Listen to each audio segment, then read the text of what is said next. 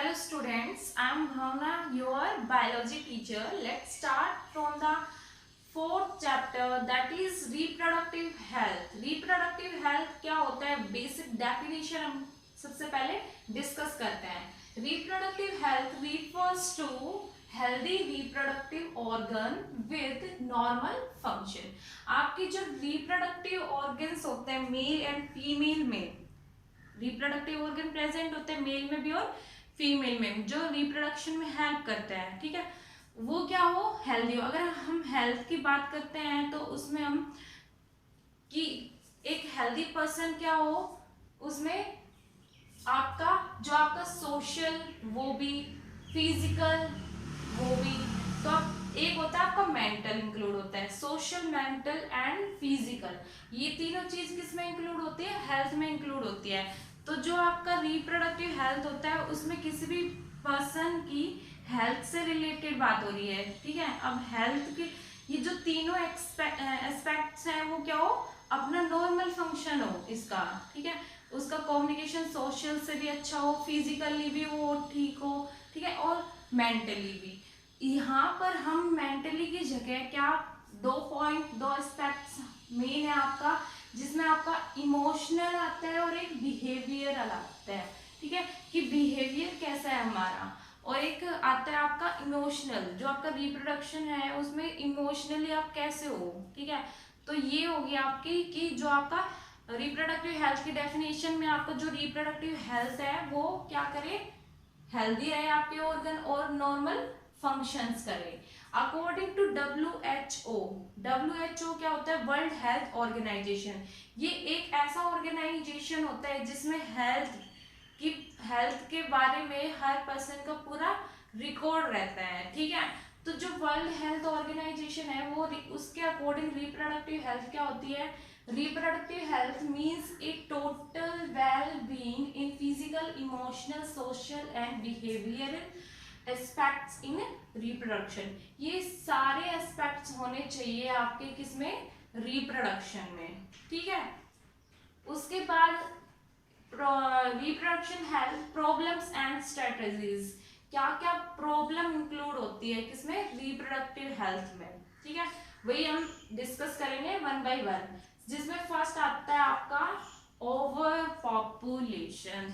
Over population क्या होता है, ओवर पॉपुलेशन की सबसे अपना मेन जो इंडिया में अगर हम बात करते हैं तो सबसे बड़ी दिक्कत क्या है आपकी, पॉपुलेशन, ठीक है. पॉपुलेशन मेन जो आपकी है क्या करती है, मेन प्रॉब्लम है इंडिया की सबसे ज्यादा, ठीक है. एक्सेस पॉपुलेशन होती जा रही है जो डायरेक्ट कनेक्ट है किससे, रिप्रोडक्टिव हेल्थ से डायरेक्टली कनेक्टेड है, ठीक है. उसके बाद जो आपका रिप्रोडक्टिव हेल्थ है उसमें कुछ प्लान स्टार्ट किए गए हैं, कुछ प्रोग्राम स्टार्ट किए गए हैं, जिसमें आपका आता है family planning programme. Family planning programme आपका 1951 में स्टार्टेड हुआ था, ठीक है. उसके बाद आता है एक RCH जिसको हम बोलते हैं reproductive and child health care, जिसमें क्या होता है कि जो मदर होती है वो भी और जो चाइल्ड होता है वो भी, दोनों का क्या होता है, प्रॉपर प्रोवाइड किया जाता है, सारी फैसिलिटी उनको प्रोवाइड की जाती है और उनको सपोर्ट किया जाता है बिल्डअप करने के लिए, ठीक है. तो ये था आपका over population. Second is awareness about reproduction, ठीक है. अब हमें पता है कि रिप्रोडक्शन से क्या रहता है, अवेयरनेस रहती है, कई लोगों को प्रॉपर जानकारी नहीं होती, ठीक है, अवेयरनेस. तो वो जैसे कि अब उनको नहीं है, उस बारे में नॉलेज ही नहीं है रिप्रोडक्शन के बारे में, तो क्या पॉपुलेशन पे भी सबसे ज्यादा इफेक्ट पड़ेगा, ठीक है. उसके बाद आता है सेक्स एजुकेशन. सेक्स एजुकेशन हमारी स्टार्ट हो जाती है स्कूल में ही, ठीक है, बट उसको हम ज्यादा ब्रॉड से हम उसको ज्यादा एक्सप्लेन नहीं कर सकते, ठीक है. बाकी जो आपकी सेक्स एजुकेशन का थोड़ा बहुत मटेरियल है वो आपको प्रोवाइड किया जाता है स्कूल लेवल पर, और एनकरेज किया जाता है कि आपको कोई गलत इंफॉर्मेशन ना हो किससे, सेक्स रिलेटेड एस्पेक्ट से, ठीक है. उसके बाद आता है नेक्स्ट आता है आपका knowledge of growth of reproductive organ and STDs, कि जो आपका प्रॉपर इंफॉर्मेशन अगर हो आपको, ठीक है, नॉलेज क्या होते हैं, जैसे कि आपके स्टेजेस फेजेस होती है लाइफ में, कि ये आपकी बर्थ स्टेज है, उसके बाद एडल्ट रिप्रोडक्टिव फेज आती है, एडोलसेंस आती है, तो उसके बारे में प्रॉपर नॉलेज होना, ठीक है, कि जैसे कि आपका रिप्रोडक्टिव, जैसे कि जो आपका रिप्रोडक्टिव फेज होता है वो कब स्टार्ट होता है, उसकी प्रॉपर नॉलेज होना, ठीक है, वो। और उसके बाद एक आती है एसटीडीज, एसटीडीएस, ये क्या होता है, सेक्सुअल, इसकी फुल फॉर्म होती है सेक्सुअली ट्रांसमिटेड डिजीज, ठीक है, सेक्सुअली, जो कि वन पर्सन से दूसरे पर्सन में फैल जाती है, जैसे कि एग्जांपल हम लेते हैं एड्स का, ठीक है, तो उसका भी हमें प्रॉपर नॉलेज होना चाहिए ताकि वो स्प्रेड ना हो डिजीज, ठीक है, तो उसके बारे में भी हमें अच्छे से नॉलेज होनी चाहिए, ठीक है। उसके बाद आता है birth control devices and care of mother and child. Birth control devices में क्या होता है, सबसे ज्यादा अफेक्ट करती है किसको, पॉपुलेशन को। बर्थ कंट्रोल डिवाइस में क्या होता है कि जो आपका फर्टाइल कपल होता है वो क्या होता है, जैसे मैरिज का भी काफी अफेक्ट पड़ता है, कि एक टाइम लिमिट होती है, जैसे इंडिया में होता है 18 आपकी क्या होती है, मिनिमम स्टेज होती है मैरिज की फीमेल के, तो क्या होता है कि एज के साथ भी काफी नॉलेज बनती है, ठीक है, तो सबसे ज्यादा इसमें मैरिजेबल एज का भी इफेक्ट पड़ता है, किस पे, बर्थ कंट्रोल डिवाइसेस पे। उसके बाद अगर प्रॉपर नॉलेज हो बर्थ कंट्रोल डिवाइसेस के बारे में कि हम किस तरह से उसको कंट्रोल में ला सकते हैं, ठीक है, तो उस वो भी डिपेंड करती है। और उसके बाद आता है care of mother and child, कि प्रेग्नेंट वोमेन होती है एक, ठीक है, उसकी प्रॉपर केयर होना, उसकी भी पूरी जानकारी होना, ठीक है। और एक होता है कि आफ्टर चाइल्ड, जब आफ्टर बर्थ होता है, आफ्टर बर्थ चाइल्ड की प्रॉपर केयर होना, कि उसको किस तरह के एनवायरनमेंट में होना चाहिए और किस तरह के नहीं होना चाहिए, ठीक है। उसके बाद आता है prevention of sex abuse and sex related crime. इसमें क्या होता है, अपना सबसे ज्यादा क्या आता है, जो रेप वगैरह केस होते हैं, ठीक है, क्राइम में आपके जो रेप वाले केसेस आते हैं वो होते हैं, कि उसमें आपका काफी ज्यादा अवेयरनेस दिखाई जाती है कि पॉपुलेशन की ग्रोथ हो रही है इसकी वजह से, ठीक है, तो इससे क्या होता है कि प्रिवेंट होना चाहिए आपकी, और जो आपकी सोसाइटी है उसको रिप्रोडक्टिव हेल्थ के ऊपर इंफॉर्म होना चाहिए सब कुछ, ठीक है। उसके बाद आता है information about reproduction related problem, जो भी प्रॉब्लम आती है, जैसे कि रिप्रोडक्शन में, जैसे कि आपका ड्यूरिंग इंटरकोर्स जो भी होता है, कि फीमेल में मेंस्ट्रुअल की प्रॉब्लम होती है, ठीक है, इम्प्लांटेशन होता है आपका, एसटीडी होती है, सेक्सुअली ट्रांसमिटेड डिजीज होती है, ठीक है, तो इन सब के बारे में प्रॉपर नॉलेज होना, इंफॉर्मेशन होना, वो होता है आपका रिप्रोडक्शन रिलेटेड प्रॉब्लम, कि रिप्रोडक्शन में जो भी प्रोसेस इंक्लूड होते हैं, जो भी इवेंट्स होते हैं, उनकी प्रॉपर इंफॉर्मेशन होना, ठीक है।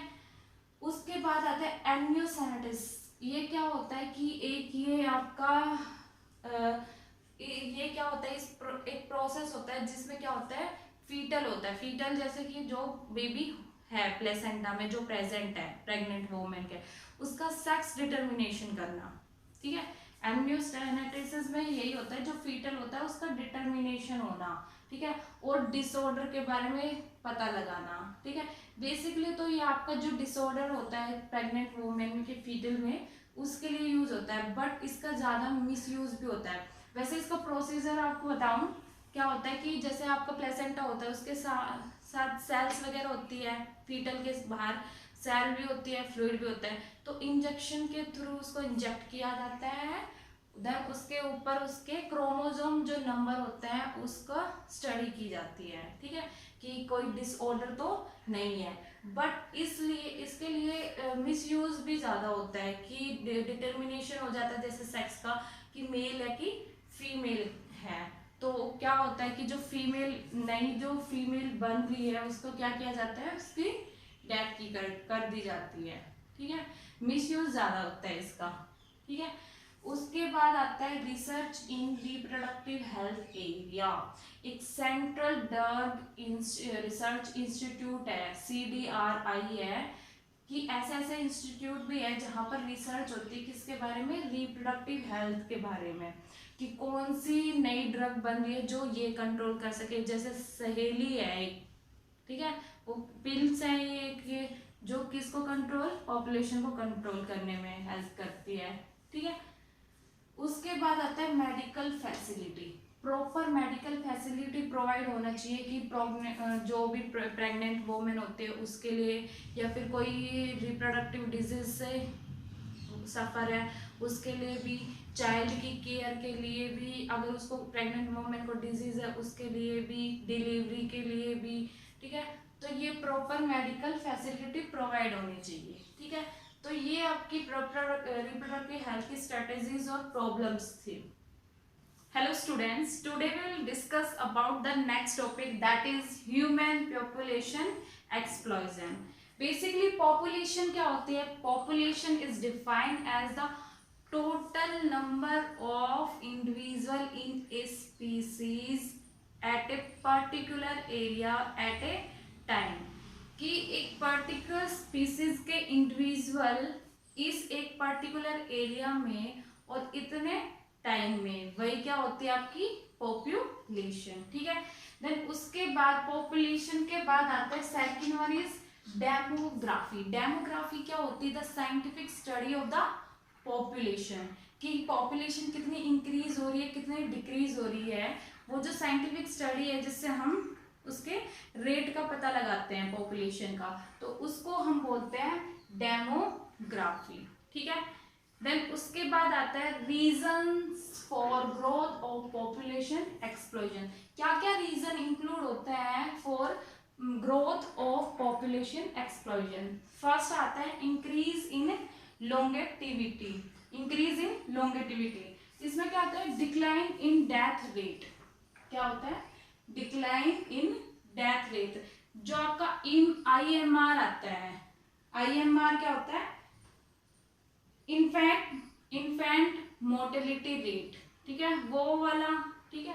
सेकंड है आपका decrease in death rate. Decrease in death rate कि आपकी जो डेथ हो रही है वो कम हो रही है, उसका रेट क्या है? कम हो रहा है, ठीक है। Next is control of disease.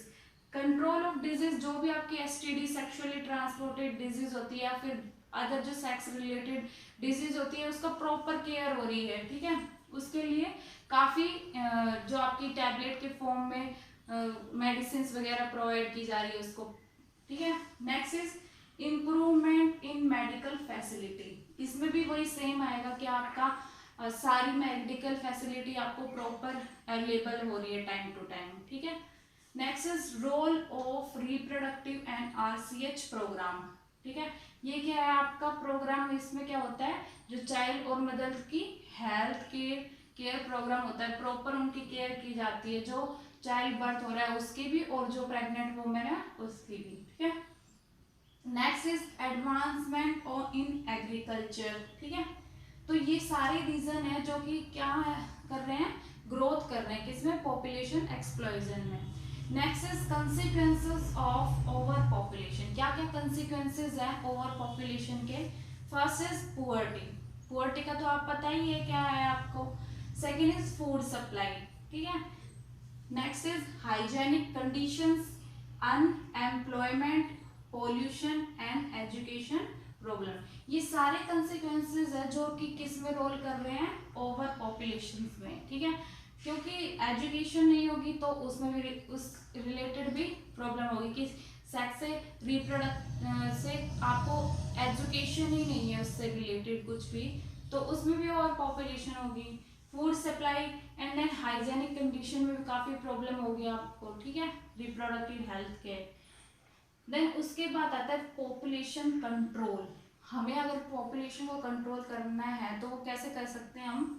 Through education. Education मतलब उसको प्रॉपर एजुकेशन हो रिप्रोडक्शन के बारे में, ठीक है, उसके बारे में कि कैसे क्या होता है, ठीक है। प्रॉपर मेडिसिन वगैरह की नॉलेज होनी चाहिए उसको, ठीक है।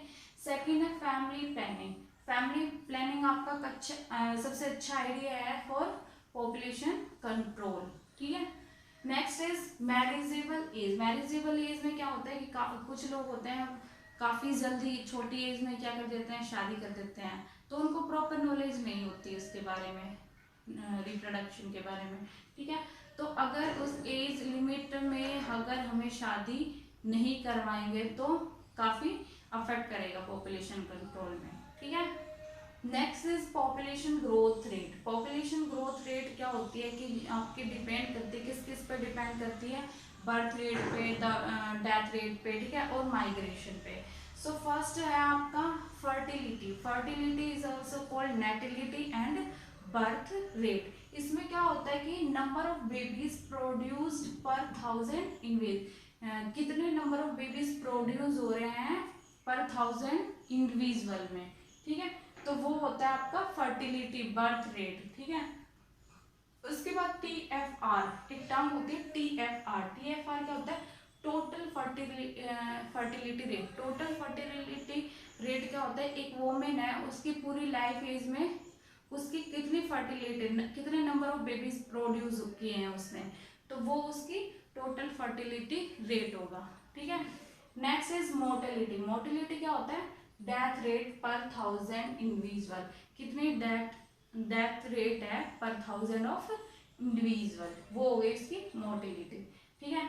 Next is migration. माइग्रेशन क्या होता है, माइग्रेट करना, मूवमेंट करना, मूवमेंट ऑफ इंडिविजुअल इनटू और आउट ऑफ प्लेस और कंट्री, ठीक है, कि इंडिविजुअल एक जगह से दूसरी जगह जा रहा है, माइग्रेट कर रहा है, तो उसको हम कहते हैं माइग्रेशन। टू टाइप से होता है बेसिकली माइग्रेशन आपका, first is immigration and second was immigration.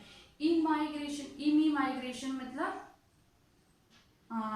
Into, क्या होता है, जैसे कोई भी प्लेस है उसी प्लेस में वो माइग्रेट कर रहा है, एक जगह से दूसरी जगह जा रहा है, उसी कंट्री में जा रहा है, तो वो तो हो गया आपका इमाइग्रेशन। और इमाइग्रेशन क्या होता है कि अपनी कंट्री को छोड़कर दूसरी कंट्री में जा रहा है, आउट ऑफ कंट्री, ठीक है, तो उसको कहते हैं इमाइग्रेशन। तो ये पॉपुलेशन ग्रोथ रेट है जिसपे वो डिपेंड करता है फर्टिलिटी पे, मोर्टेलिटी पे, ठीक है, और माइग्रेशन पे। तो ये था आपका human population explosion. Hello students, today we will discuss about the next topic that is birth control. कैसे हम बर्थ कंट्रोल कर सकते हैं नेचुरल मेथड से या फिर जो हमारे केमिकल मेथड्स है वो इंक्लूड होते हैं। कौन से मेथड इंक्लूड होते हैं for the process of birth control, वही हमें इस टॉपिक पे डिस्कस करना है, ठीक है। तो वन बाय वन इसको हम डिस्कस करते हैं। जैसे कि आपका बर्थ कंट्रोल में फर्स्ट मेथड आता है नेचुरल मेथड, ठीक है। जो आपका नेचुरल मेथड होता है, this method control avoid meeting sperm and ovum. ये जो मेथड आपका नेचुरल मेथड होता है, ये क्या करता है कि जो आपका स्पर्म और ओवम की मीटिंग को अवॉइड करता है, मतलब उसको मीटिंग को करवाता ही नहीं है, ठीक है। तो इस नेचुरल मेथड में किस किस टाइप से होता है देखना आप, कि जो आपका नेचुरल मेथड है वो फर्स्ट है, जैसे आपका periodic absence, temporary avoidance of sex. जो आपका पीरियोडिक एब्सेंस है उसमें क्या होता है, जो आपका कपल है, कपल क्या करता है, अवॉइड करता है कुछ टाइम तक, टेम्परेरी मतलब कुछ टाइम तक, ठीक है। तो जो आपका कपल है वो क्या करता है, कोइटस। कोइटस क्या होता है, इंटरकोर्स, ठीक है, बिटवीन मेल एंड फीमेल। तो जो आपका कपल होगा वो क्या करता है, अवॉइड करता है, टेम्परेरी सेक्स को अवॉइड करता है, ठीक है। जैसे कि आपको पता है मेंस्ट्रुअल साइकिल टॉपिक हमने डिस्कस किया था, तो उसमें जो 10 to 17 डेज होता है उसमें पूरा चांसेस होता है कि वो फर्टिलाइज कर देगा एग को, स्पर्म फर्टिलाइज कर देगा किसको, फीमेल के एग को, ठीक है। और तो वही है कि जो आपका 10 to 17 डेज है उसमें कपल क्या करता है, अवॉइड करता है सेक्स को, ठीक है। तो ये है आपका पीरियोडिक एब्सेंस जिसमें टेम्परेरी अवॉइडेंस ऑफ सेक्स होता है, ठीक है। ये जो मेथड है आपका बेस करता है, किस बेस पे होता है ये, ovulation. Ovulation occur on about the 14th day of menstruation, क्योंकि हमें पता है ओव्यूलेशन कब होता है, 14 डे ऑफ मेंस्ट्रुअल होता है, ठीक है, हमने डिस्कस किया था मेंस्ट्रुअल साइकिल में, ठीक है। सेकंड है ovum remains alive for about 1-2 days, और जो ड्यूरिंग ओव्यूलेशन जो ओवम रिलीज होता है वो कब तक सर्वाइव रहता है, मतलब 1-2 डेज तक रहता है वो, ठीक है। उसके बाद स्पर्म सर्वाइव, उसके बाद स्पर्म कब तक सर्वाइव कर सकता है, अबाउट 3 डेज तक वो सर्वाइव कर सकता है, ठीक है। Next is second is coitus interrupts, second natural method is coitus interrupts, withdrawal method. Withdrawal method में क्या होता है कि जैसे ड्यूरिंग इंटरकोर्स, ठीक है, क्या जो स्पर्म रिलीज होता है मेल के पेनिस से, ठीक है, ड्यूरिंग इंटरकोर्स, तो वो क्या हो, जो आपके फीमेल का जो जेनिटल ट्रैक्ट है वहां रिलीज ना होकर कहाँ रिलीज करे, बाहर उसको विड्रॉ करे, ठीक है, ताकि वो ह्यूमन के जेनिटल ट्रैक्ट में एंटर ही ना हो, ठीक है। तो इसमें होता है कोइटस इंटरप्ट्स में, जिसमें विड्रॉल मेथड होता है वो, ठीक है। Third is lactational amenorrhoea method, LAM। इसमें क्या होता है कि जो आपका एब्सेंस ऑफ मेंस्ट्रुएशन में क्या होता है, there is no menstrual cycle नहीं होती। ये जो आपका मेथड है ये अफेक्ट होता है, कब अफेक्ट होता है सबसे ज्यादा, maximum period of 6 month after birth delivery, ठीक है, जो आपके प्रेग्नेंट वोमेन होते हैं उसका क्या बर्थ हो जाता है, चाइल्ड का बर्थ होने के बाद जो 6 मंथ है, ये जो मेथड है सबसे ज्यादा उस पर अफेक्ट करता है, ठीक है, LAM। ये आपका नेचुरल मेथड था, ठीक है। Second one is barrier method. Barrier क्या होता है, किसी चीज को रोकना, बैरियर लगाना, ठीक है। तो बैरियर मेथड में क्या होता है कि जो आपका ओवम है और स्पर्म है वो मीट ही नहीं करते। क्यों मीट नहीं करते, ड्यू टू बैरियर, ठीक है, बैरियर की वजह से वो मीट ही नहीं कर पाएंगे। जैसे फर्स्ट आपका बैरियर मेथड में आता है कॉन्डम्स, ठीक है।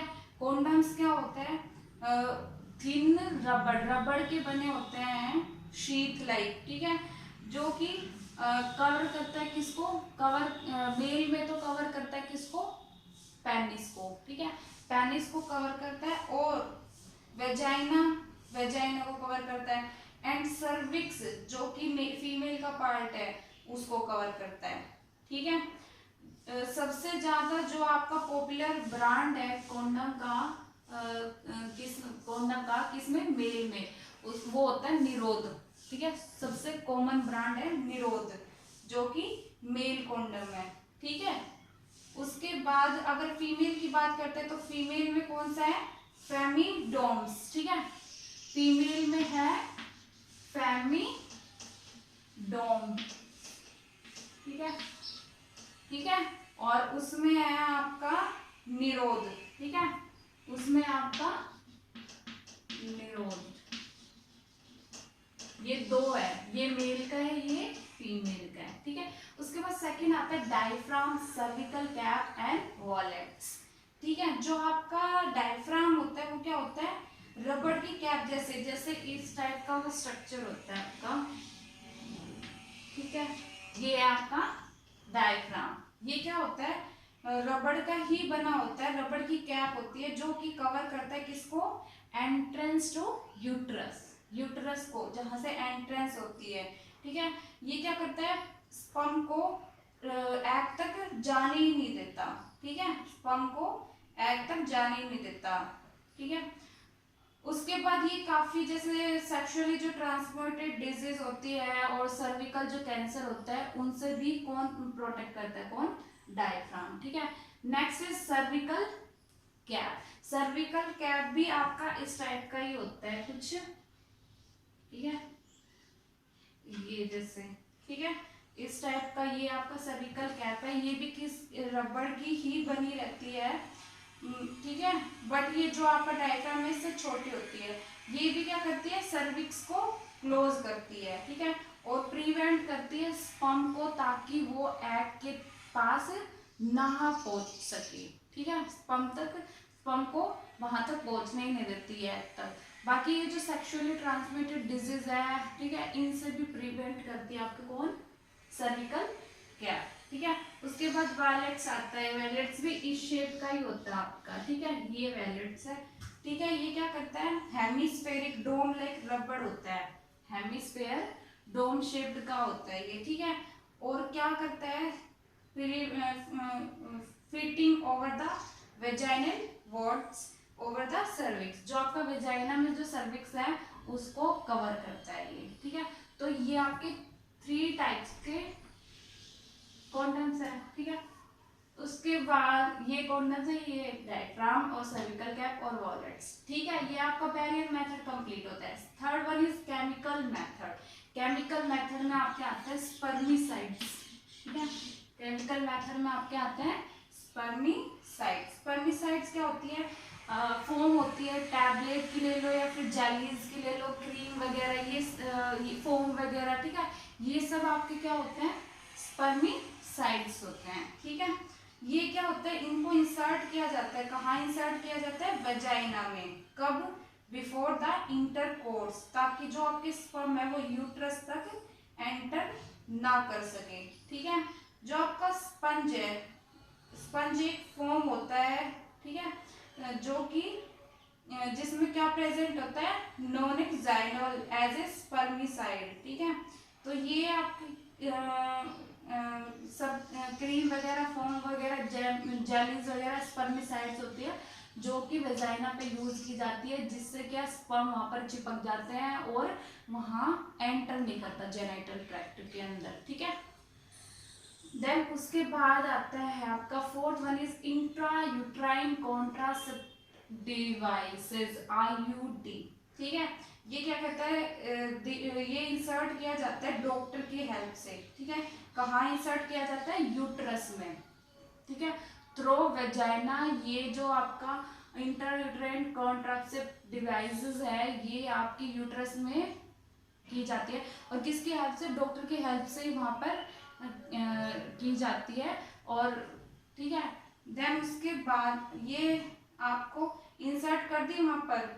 These are available as the non medicine, जैसे कि आपकी लूप हो गई, ठीक है, कॉपर रिलीजिंग आपकी IUGD हो गई, एंड हार्मोन रिलीजिंग IUCD। तो ये अलग अलग टाइप की होती है, बेस करती है कि हार्मोनल है या किस टाइप की है, ठीक है।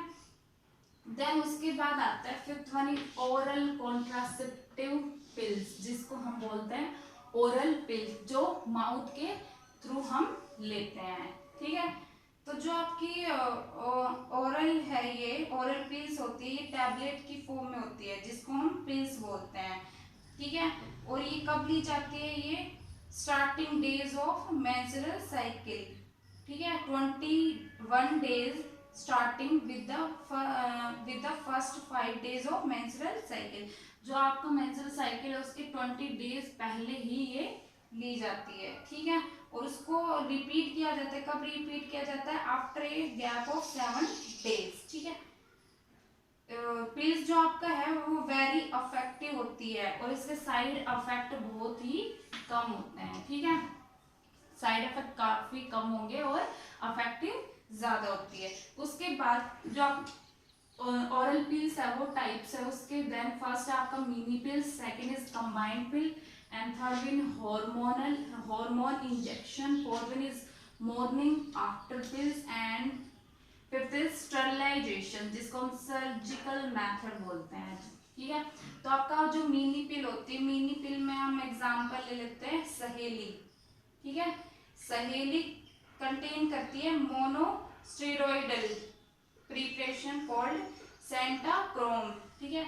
ये कब ली जाती है, week after an initial intake of twice a week dose for 3 month, 3 month के बाद। बाकी ये जो आपका सेंट्रल ड्रग रिसर्च इंस्टीट्यूट है लखनऊ में, इसने इसको डेवलप किया है सहेली को, ठीक है। देन उसके बाद आता है आपका कंबाइंड पिल। कंबाइंड पिल क्या होता है, most commonly used oral pill है आपकी। They contain synthetic progesterone and estrogen to check ovulation. ये जो आपका सिंथेटिक मतलब मैन मेड है, ठीक है। मैन मेड प्रोजेस्टेरोन और एस्ट्रोजन है जो कि चेक करते हैं किसको, ओव्यूलेशन को, ठीक है। Pill Mala D and Mala N commonly used combined pill, Mala D and Mala N, Mala D and Mala N, ये दो टाइप के आपके कॉमन कंबाइंड पिल्स है, ठीक है। मिनी पिल आपकी कौन सी है, सहेली, ठीक है।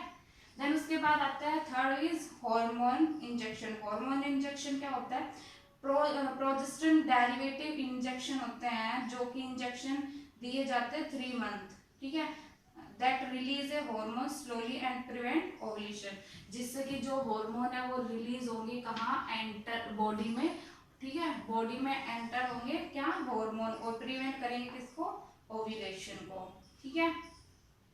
देन उसके बाद आता है morning after pills, morning after pills, इसमें हम एग्जांपल ले सकते हैं आपका अनवांटेड 72 का, आईपीएल पिल 72 का, ठीक है। ये सब यूज की जाती है जो रेप केस होते हैं उसमें, या फिर इमरजेंसी में अगर कोई स्पर्म एंटर कर गया है, ठीक है, अगर कोई स्पर्म एंटर कर गया है किसमें, फीमेल के जेनाइटल ट्रैक्ट में, ऑब्वियस सी बात है वो ओव्यूलेशन मतलब एग के साथ क्या करेगा, फर्टिलाइज करेगा। तो अगर 72 डेज तक मतलब 72 आवर्स तक हम उसको किल कर सकते हैं, ठीक है, स्पर्म्स को। तो ये जो आपकी अनवांटेड, इसमें आपकी आती है अनवांटेड 72, ठीक है, अनवांटेड 72 आ सकती है, आई पिल आ सकती है, ठीक है, पिल 72, ठीक है, ये तो ये स्पर्म को क्या कर देती है, वही किल कर देती है, ठीक है, 72 आवर के अंदर अंदर, उसके बाद इसका कोई इफेक्ट नहीं है, ठीक है। देन उसके बाद है स्टरलाइजेशन। स्टरलाइजेशन क्या होता है, सर्जिकल मेथड्स, कटिंग वगैरह, ठीक है, जिसमें आपका आता है वेसेक्टोटोमी एंड ट्यूबेक्टोटोमी, ये दो टाइप की आपके मेथड है, जैसे ये आपके वेसेक्टोमी है वो ट्यूबेक्टोटोमी है। तो जो आपको वेसेक्टोमी है वो क्या किस में की जाती है, मेल में, ठीक है, स्टरलाइजेशन प्रोसेस है किसमें, मेल में, जिसमें क्या किया जाता है, सर्जिकल मेथड है जो कि ब्लो कर दिया जाता है, जिससे गैमेट का प्रिवेंट हो सकता है, उस पार्ट को ही क्या कर दिया जाता है, ब्लो कर दिया जाता है। जैसे आपका वेसेक्टोमी है, वेसेक्टोमी में क्या किया जाता, जो आपके वेस्टा डिफरेंशिया है इसको क्या किया, पहले कट किया, और कट करने के बाद यही आपका टाइप कर दिया, ठीक है, टाइप कर दिया तो यहाँ से क्या आ गया, में ट्रांसफर ही नहीं हो पाएंगे, ठीक है। तो ये वेसेक्टोमी में सर्जिकल मेथड। एंड देन उसके बाद आता है ट्यूबेक्टोटोमी, जो कि किस में होता है, फीमेल में होता है, ठीक है। फीमेल में क्या किया जाता है, जो आपके फैलोपियन ट्यूब्स है, ठीक है, फैलोपियन ट्यूब को वहां से कट किया जाता है, और कट करने के बाद यहाँ से उसको टाई अप कर दिया जाता है, ठीक है। तो ये थे आपके दो सर्जिकल मेथड, जिसमें आता है वेसेक्टोमी और ट्यूबेक्टोमी। तो ये आपके सारे मेथड है जो कि इंक्लूड होते हैं किसमें, बर्थ कंट्रोल में।